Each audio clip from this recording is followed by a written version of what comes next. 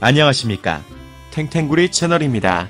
코로나로 인하여 전 세계가 모두 어려운 시기입니다.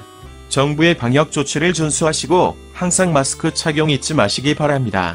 저희 탱탱구리 채널은 보다 다양한 분야에 접근하고자 노력하고 있는데요. 오늘은 공익신고자에 대하여 전반적으로 알아보도록 하겠습니다.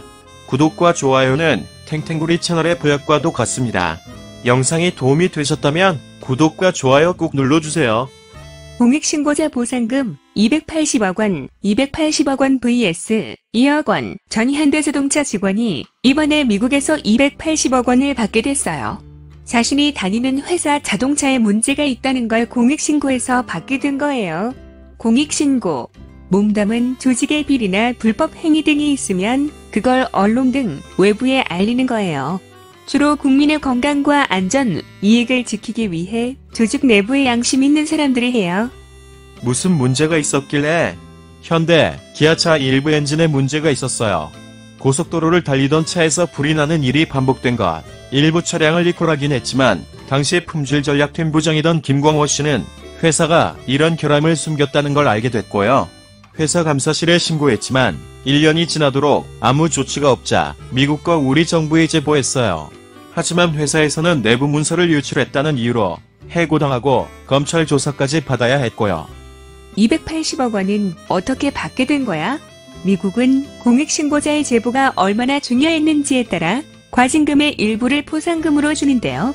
김 씨의 제보로 문제가 있는 게 드러났고 미국 정부는 현대차에 950억 원의 과징금을 내게 했어요. 김 씨의 제보가 아니면 결함을 알기 어려웠을 것이기 때문에 30%, 즉 280억 원을 준 거고요. 자동차 안전 공익신고 제도가 생긴 이후 처음이래요. 수백만 명의 운전자들을 위함에서 보호하고 수리비 내는 걸 막았다며 상도 받았고요. 우리나라에서는 어떻게 됐어? 포상금으로 2억 원을 받았어요. 공익신고자 보호법의 포상금 한도가 2억 원으로 정해져 있기 때문. 하지만 이마저도 조건이 매우 까다로워 이만큼 받는 경우는 잘 없어요. 포상금 외에 보상금 제도도 있지만 평균 620만 원밖에 못 쓸 정도로 적고요. 게다가 회사에서 신고자가 누군지 찾아내 피해를 주는 경우가 많기 때문에 김 씨는 미국에 보상제도가 없었다면 절대 공익신고를 하지 않았을 거라고 해요.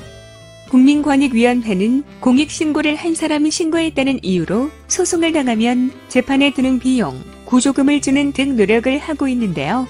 매년 국정감사에서 포상금 좀 고치자는 목소리가 나오지만 국세청 등이 계속 반대하고 있어서 쉽지 않아 보여요. 이상 공익신고자에 대한 내용을 모두 마치겠는데요.